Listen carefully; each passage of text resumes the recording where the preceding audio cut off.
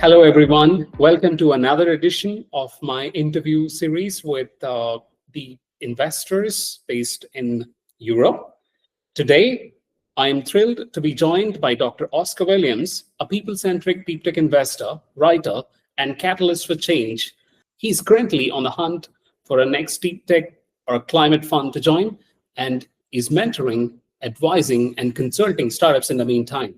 His career spans almost everything you need to evaluate breakthrough science: policymaker, strategist, coder, academic researcher, corporate scientist, marketer, and educator. He's also a passionate innovation journalist and a believer in adventure capital, using science to look beyond the horizon of what's possible. Oscar brings not only deep expertise in energy and innovation, but also a uniquely human perspective shaped by resilience and lived experience. I am excited to dive into how he sees the next era of climate and deep tech innovation unfolding. Welcome to this edition, Oscar. It's a pleasure having you with us today. Thanks so much for the kind words, Vinay. It's a pleasure to be here. Looking forward to diving in, and really appreciate the intro. Great. Oscar, you've worn more hats than most VCs. Scientist, policymaker, coder, educator. How did this multidisciplinary journey shape the way you invest today? Yeah, thank you, Vinay. So I've always valued a kind of interdisciplinary, multidisciplinary approach since I was a kid. And I do think these different roles that we have as humans add different lenses into the kind of perspective that we bring to everything, including investments. So yeah, each one of these kind of lives, I guess, these hats that I've kind of lived have enabled me to see investments with a slightly different twinge, and it kind of gives a wide range of experiences. I can check whether the physics works, whether regulators will allow things to scale, can humans operate as safely, and does the data exhaust create defensibility? And I mean, beyond that, having a broad life experience, in my opinion, means that you can also peel back those lenses and look at the human at the heart of an investment, which is always the key part, especially with early stage, whether it's deep tech, whether it's SaaS, whether it's any investment area, it's always about the human. So some quick lessons from each could be: policy taught me that timing can be a bigger risk than technology. Coding taught me that compounding iteration, so execute, beats grand roadmaps. And teaching forced me to translate complexity for non-experts, which is basically what a good deep tech investor has to do. So yeah, that's just some insights. And science taught me to question everything. Excellent. You often talk about adventure capital. What does this phrase mean to you, and how does it differ from traditional VC? Yeah, great question. I'm glad you picked up on that from my profile as well. VC, venture capital, actually was originally called Adventure Capital, and it got shortened to venture capital. So in a way, it's returning it to its linguistic roots.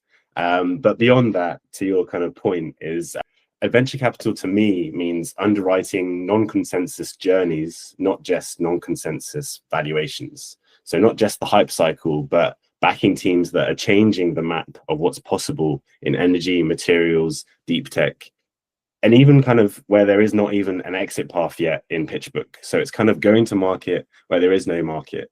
What we need to change the face of the world are big, bold, beautiful bets, and deep tech and hard tech need this more than anything. Yeah, that's it in short for me. Great. Now, diving into your interest, climate and deep tech landscape. You track global innovation closely across North America and Europe. What trends in climate deep tech are you most excited about right now? Yeah, I mean, loads to answer glibly, but three under-discussed waves, I think, in some circles at least, are grid integrated kind of electro heaters. So how do we replace gas in industry for these high temperature processes? A lot of people said hydrogen originally. That's one answer. There are different areas as well, and it's very kind of exciting to be exploring that and looking into these huge, hard to abate sectors like steel and cement. And then there's also, yeah, 100%, the space adjacent climate infrastructure as well. So space-based solar, I think, is having, well, in my view, should be having a bit more of a comeback from science fiction to reality. And I know some people working on some great things in that space. And then thirdly, factory level materials and machine intelligence. So that makes every plant behave like a self-optimizing organism in a way. Got it. Now, from fusion to optical computing, industrial water, and circularity, which emerging technologies feel closest to a tipping point? Yes, so I mean, fusion's been in the headlines quite a lot, on everyone's minds quite a lot. So I suppose that's almost an obvious one. But I would say one of the quiet tipping points are in industrial water and circular feedstocks. So corporates now have quantitative mandates to de-risk drought and supply chains, and there are effects in the Western world and all over the world, much more than we kind of realize. Once these mandates exist, which they do now, adoption curves start to look like software, not like civils. On fusion, I would just note that the tipping point is less about the Q plasma. So Q is the energy gain factor that you get when you want it above 1, because you get more energy output than input. And it's more about kind of how do we form the most credible kind of route into engineering, procuring, and construction cycles. How do we make this a reality? Proximate fusion, which I think we'll discuss briefly in a bit, is a great example of investors kind of pre-funding that ecosystem and putting their money behind the physics. Excellent. Now, visionaries tomorrow, and your focus is on startups rebuilding hard industries. What gaps do you see between industrial needs and current startup innovation? Yeah, absolutely. I think industry is an integral part of deep tech and hard tech, which is kind of where I'm focused. As we mentioned, it doesn't lack ideas, but it lacks integration. I would say the biggest gap is startups pitching point solutions into plants that run on 30-year depreciation cycles and unionized workforces. There is such a big gap in the way that the big corporates and the startups kind of work. That gap can be bridged, but the winners show really how they plug into existing DCS systems, distributed control systems, maintenance and safety regimes from day one. Another thing that goes alongside that is risk ownership. Industrials want someone to take performance risk on the balance sheet. That's something that startups need to understand as well. Excellent. Now, in areas like industrial water, materials, or process electrification, where are corporates pulling innovation faster than startups can supply it? Yeah, excellent question. So I would say in industrial water, mining and semiconductor fabrication setups are ahead of the startup curve. They're desperate for closed loop and ultra pure water solutions because, as mentioned before, water is now a board level risk that corporates need to take on in many regions. Yet there are only a handful of kind of venture backable teams who can sell into a tier 1 fab. This means meeting the stricter standards on reliability, contamination, uptime, and qualification. So total cost of ownership, as well as the purity of it. Yeah, and then another area I would say in low carbon materials, big cement and chemical players are already signing multi-year offtakes for alternative materials, but there aren't enough ventures that kind of combine the process know-how with feedstock flexibility in a way that companies like maybe Terra CO2 do with their silicate-based kind of cementitious materials. But yeah, it's a super exciting area for opportunity for change, riddled with challenges that you can kind of switch into opportunities, I'd say. Excellent. Now, when you evaluate engineering heavy ventures, how do you balance technical ambition with commercial realism? Yes, of course. So kind of to the point that we've talked around a little bit so far, obviously technical ambition is brilliant, but I would say it has to pass two kind of critical filters. One, can the first product clear a single line item in a plant manager's budget? And right. Two, like, so is there this kind of, does it fit into their kind of total cost of ownership budget? Does it make sense on the P&L line? And then two, maybe looking forward a bit, is can the 10-year roadmap survive regression to the mean?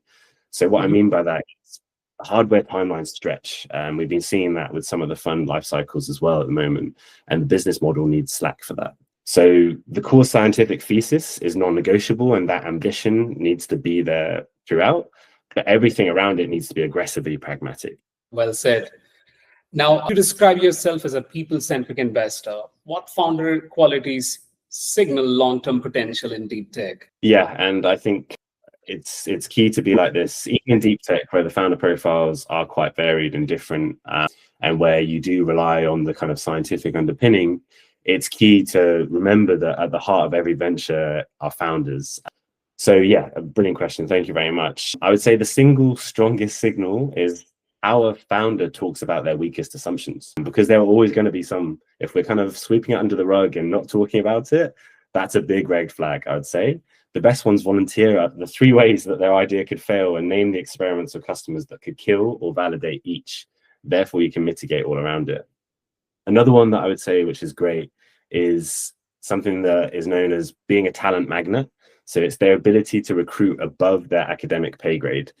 If you see a 28-year-old scientist founder that can convince a senior EPC, engineering, procurement, and construction executive, or ex-utility chief operating officer to join early, that tells you a lot about the gravitational pull that their idea and that they have. Got it. I think it's a huge opportunity for the founders to listen to this and probably make changes to their strategy.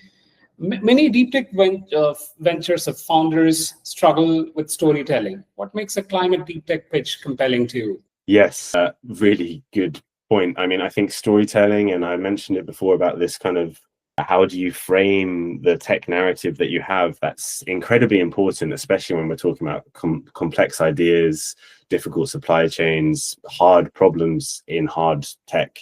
I would say that a really compelling pitch for me, of course, there's no set formula, but as much as I can generalize, is if it starts with a system level insight, not a feature. So here's how this changes the P&L and risk profile for a steel plant or an airline or something like that. And then backed by one really crystal clear metric, such as the euros per ton abated at plant level, the cost savings, the efficiency savings, not a generic TAM kind of slide saying here's a multi-trillion market. Of course, that's great, but you want to work from the ground up. And another part of a kind of really compelling pitch would be time to irreversibility.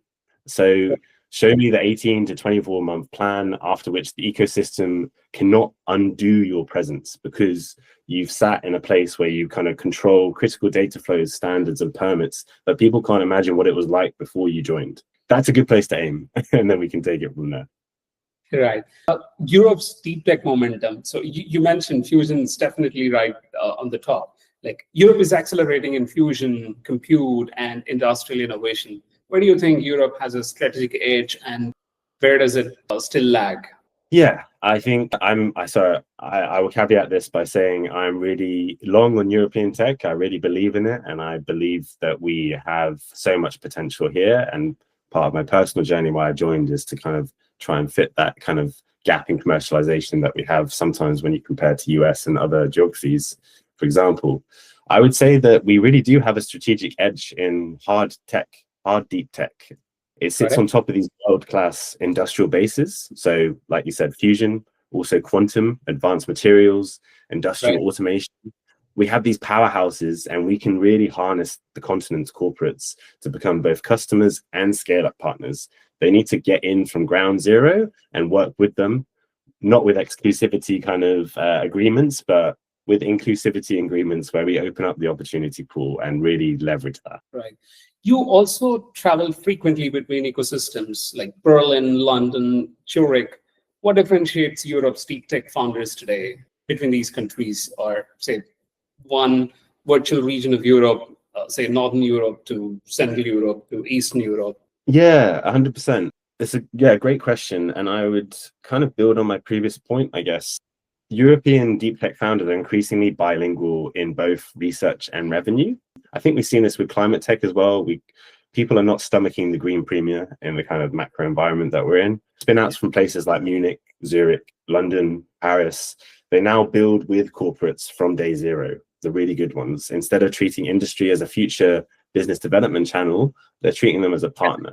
They're super mission anchored, but less ego driven, I would say, than maybe across the pond, and then some Silicon Valley stereotypes, and I guess a little bit more immune to the hype. And I think that's a real opportunity there that we can build on pragmatically. Excellent.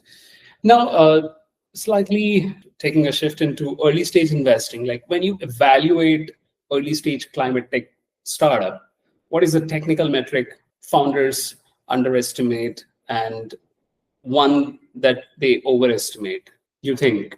Yeah, absolutely. I'll start with the overestimate one first because an immediate answer came to mind, but it's headline efficiency metrics. It's very easy, I think, especially for deep tech, to come with a solution looking for a problem. So you have a really elegant kind of piece of research that you've demonstrated some metric fantastically, but there's no actual burning need for the market or consumers or clients to have this solution. So things like peak reactor gain in Fusion, cell efficiency, or single run yields, that's fantastic. But decades of energy tech data show what actually drives adoption is learning rate and delivered cost over time, which is why wind and solar beat most expert forecasts, for example. And then in terms of underestimating, I would say time to qualification in real assets. This can take ages, especially if there's regulatory hurdles, but even if not, it takes a long time to scale up these hard problems. The number of months from working prototype to bankable EPC ready spec. In project finance assets, lenders care less about lab efficiency and more about whether an EPC or utility will sign a performance guaranteed contract, which can easily double the assumed timeline. So really important to bear in mind, I'd say. Great. Good insights for the startup founders. Now, and finally, what gives you the most optimism about the next decade of climate innovation? Yes, I am an internal optimist, so lots of things do. One of the things that give me the most, I would say that it probably, it's a bit of a counterintuitive one, but I really think it's great that technological learning curves are now working with, not against, climate targets. So we're now showing that renewables can really fall faster than we predict in like wind, solar, storage, which means that every marginal breakthrough in materials, compute, or fusion has an outsized compounding effect on top of that. I would also say talent allocation, because we have so much great talent in Europe, and that's grown over the years despite ups and downs and everything in the middle. Great. Oscar, thank you so much for joining us and providing us your valuable insights, both on the VC front and as well as the founder side of it. It was a real good conversation. I would like to thank all the audience for joining this. I am absolutely elated for having you, Oscar, and looking forward to more such meaningful conversations. Thank you very much again. Thank you very much, Vinay, and thank you to the audience. It's a real pleasure. Thank you.